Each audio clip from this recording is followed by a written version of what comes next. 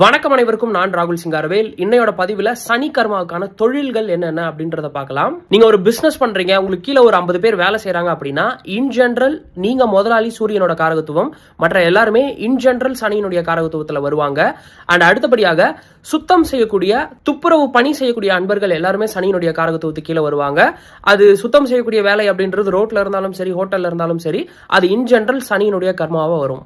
And service, பழுது பார்த்தல் அப்படின்றது சனியினுடைய கர்மாவுக்கு கீழே வரும். இப்போ ஒரு எக்ஸாம்பிளுக்கு நீங்க வண்டி சரி பண்ணக்கூடிய ஒரு ஒர்க் ஷாப் மாதிரி வச்சிருக்கீங்க, ஒரு சர்வீஸ் சென்டர் மாதிரி வச்சிருக்கீங்க அப்படின்னா அது சனியினுடைய காரகத்துவத்துக்கு கீழே வரும். கூடவே ராகுவோட காரகத்துவமும் அதுல வரும். அதே சர்வீஸ் அப்படின்றது மொபைல் சர்வீஸா இருந்தது அப்படின்னா அங்க புதனினுடைய கர்ம பதிவும் உள்ள வரும்.